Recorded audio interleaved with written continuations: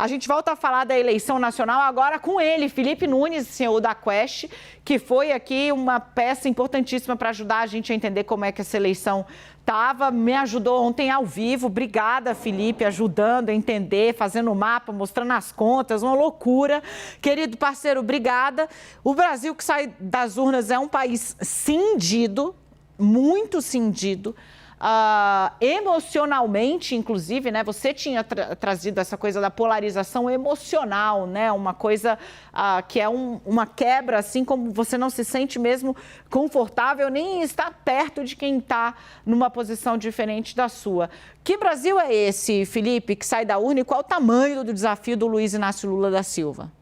Boa tarde, Dani, prazer estar aqui de novo. Aquele seu celular na tela, eu morri de rir.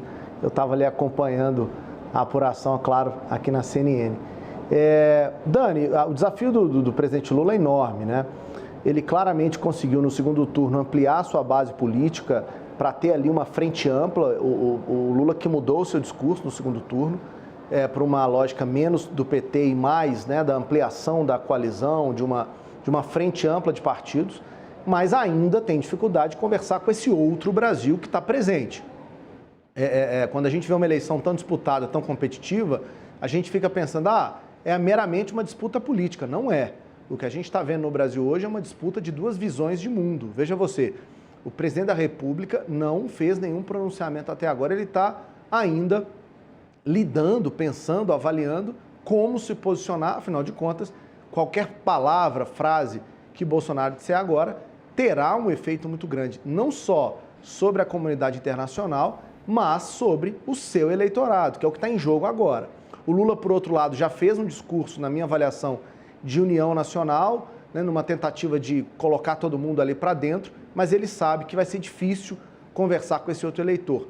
Para te dar um dado, Dani, a última pesquisa que a gente publicou no sábado mostrava que aproximadamente 40% do eleitorado brasileiro não estava feliz se os seus filhos, né, se relacionassem, tivessem uma relação amorosa com alguém de outro grupo político. Ou seja, é uma cisão realmente muito profunda na sociedade. O Felipe preparou um mapa para a gente entender exatamente o tamanho dessa divisão, né, no Brasil, e o mapa é claríssimo. Será que a gente consegue colocar ele na tela, Edu, para que o Felipe... Gente, olha aí, né, tirando a nossa tarja rapidamente, né, em vermelho onde Lula venceu, né, esse mapa traz um detalhamento também pelas cidades, então fica meio claro que houve ali no sul, no Rio Grande do Sul, né, uma reação que inclusive empurrou Eduardo Leite, também à esquerda, declarando esse apoio crítico. Veja que Bolsonaro conseguiu virar cidades, algumas cidades importantes, né? E Lula não conseguiu ganhar novas cidades do primeiro para o segundo turno, mas ele manteve o que ele havia feito, né? Em grande maioria. Felipe, explica para a gente um pouco o que esse mapa conta, né? Sobre a história dessa eleição. Dani, a importância desse mapa está justamente nesse fato que você está citando. Só o presidente Bolsonaro conseguiu virar cidades do primeiro para o segundo turno. O Lula mantém, né, um grande arsenal regional, ali vocês estão vendo o Nordeste, o Norte de Minas, Jequitinhonha, e também lá na Zona da Mata, ali indo para o Sul de Minas.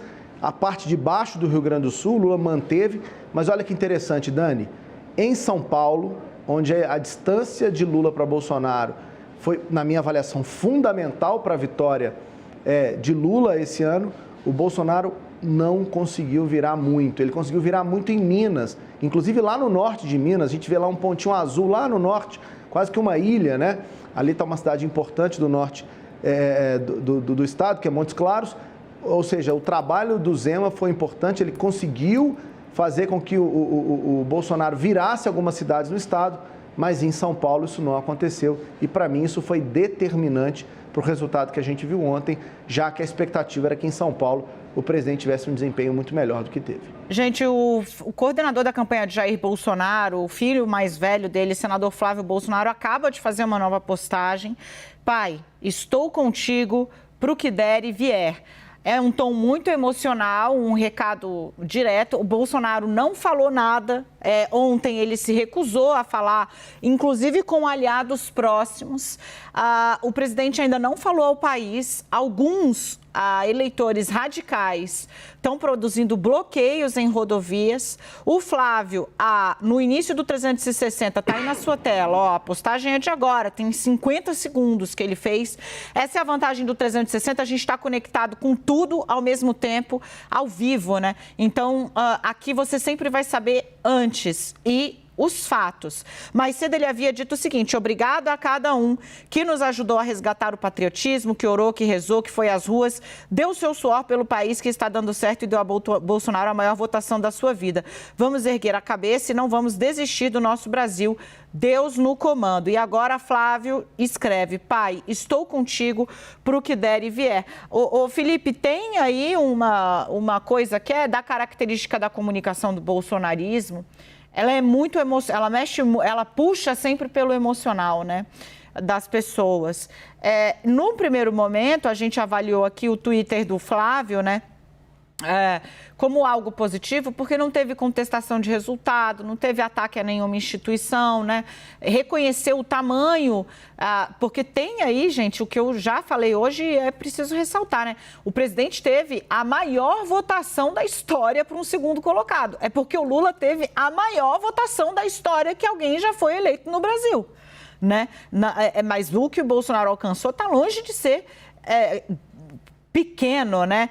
Agora, é difícil entender exatamente nesse momento, né, se está tendo essa exposição dessa tristeza, né, da dor que foi o tamanho dessa derrota para a família e para o próprio presidente, ou se de fato tem aí alguma outra coisa, porque embaixo as respostas, né, são perguntando onde é que estão as Forças Armadas, etc. e tal.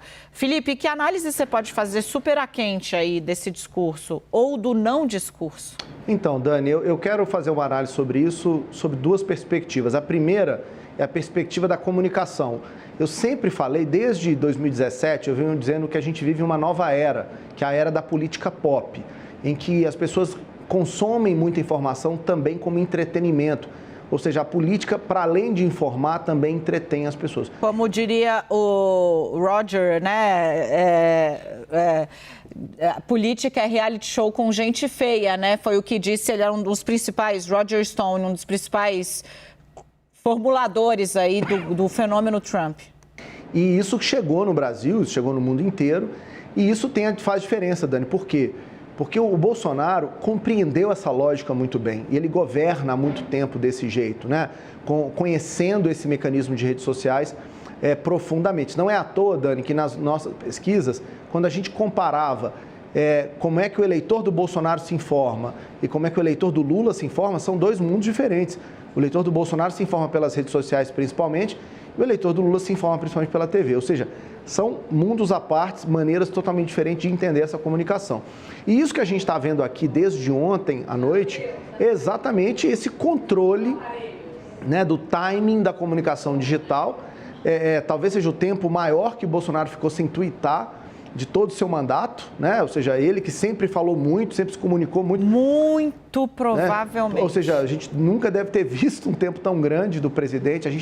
Eu estou fazendo essas contas aqui, o time de inteligência da Quest está trabalhando exatamente para ver se a gente confirma essa informação. Mas então esse é um ponto. Agora, do ponto de vista institucional, Dani, tem um outro aspecto que eu acho que é o seguinte: o presidente está se diminuindo, na minha avaliação. Por quê?